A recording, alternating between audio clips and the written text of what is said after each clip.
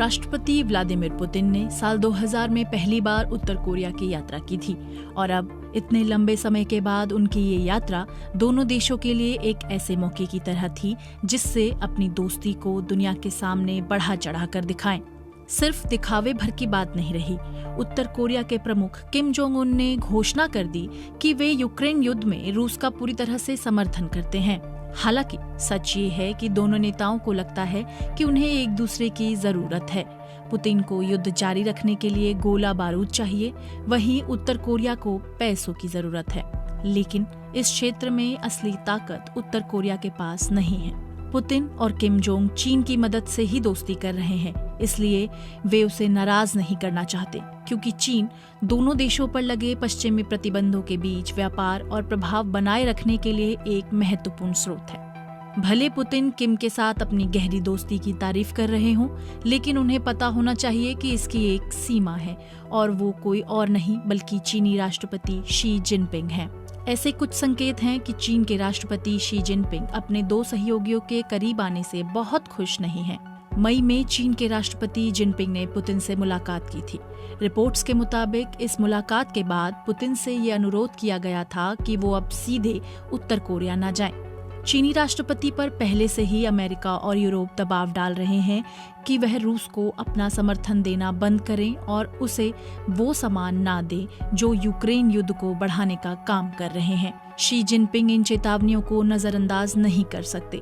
जिस तरह से दुनिया को चीन के सामान की जरूरत है, उसी तरह चीन को भी दुनिया की दूसरी सबसे बड़ी अर्थव्यवस्था बने रहने, विदेशी पर्यटकों, बाजार और निवेश की जरूरत है। चीन ने अभी तक यूक्रेन पर रूस के हमले की निंदा भी नहीं की है, लेकिन उसने रूस को इस युद्ध में कोई बड़ी सैन्य सहायता भी नहीं भेजी है। मई में राष्ट्रपति पुतिन से मुलाकात के दौरान चीनी राष्ट्रपति ने बहुत संभल कर बयान दिए थे। हालांकि दूसरी तरफ पुतिन उनके बारे में प्रशंसा करते हुए दिखाई दिए थे। किम जोंग के परमाणु हथियारों को बढ़ाने की कोशिशों का चीन अब तक समर्थन करते आया है। उसने बार बार संयुक्त राष्ट्र में अमेरिका के नेतृत्व वाले प्रतिबंधों में टांग अड़ाने का काम किया है। हालांकि शी जिनपिंग किम जोंग उनके इस रवैये के प्रशंसक नहीं हैं। चीन की नाराजगी रूस को इस बात के लिए मजबूर कर सकती है कि वो उत्तर कोरिया को और अधिक तकनीक बेचने के फैसले पर पुनर्विचार करे। ये अमेरिका के लिए भी एक बहुत बड़ी चिंता है। पुतिन को ये एहसास हो सकता है कि चीन को नाराज करना फायदे का सौदा नहीं है, क्योंकि वो रूस से तेल और गैस खरीदता है। इतना ही नहीं, पश्चिमी प्रतिबंधों के बीच चीन ने उसका हाथ पकड़ा हुआ है। उत्तर कोरिया को चीन की जरूरत और भी ज्यादा है। ये एकमात्र ऐसा देश है जहां किम जोंग जाते हैं। उत्तर कोरिया का करीब आधा तेल रूस से आता है, लेकिन उसका कम से कम 80% व्यापार चीन के साथ होता है। रूस और उत्तर कोरिया के बीच कॉम्प्रिहेंसिव स्ट्रेटेजिक पार्टनरशिप एग्रीमेंट इस बात की कोई गारंटी नहीं है कि किम जोंग गोला बारूद की आपूर्ति जारी रख सकेंगे, क्योंकि किम को अपने लिए भी इसकी बड़ी जरूरत है। इसकी वजह है कि दक्षिण कोरिया उसके सामने बैठा है और उससे रक्षा के लिए भी उसे हथियारों की जरूरत है। विश्लेषकों का ये मानना है कि रूस और उत्तर कोरिया अलग अलग ऑपरेटिंग सिस्टम का इस्तेमाल करते हैं, जिनमें से उत्तर कोरिया के सिस्टम की क्वालिटी बहुत अच्छी नहीं है और वो पुरानी होती जा रही है।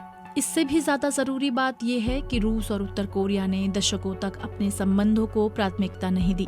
जब पश्चिम के साथ उनके दोस्ताना संबंध थे, तब पुतिन ने उत्तर कोरिया पर 2 बार प्रतिबंध लगाए थे।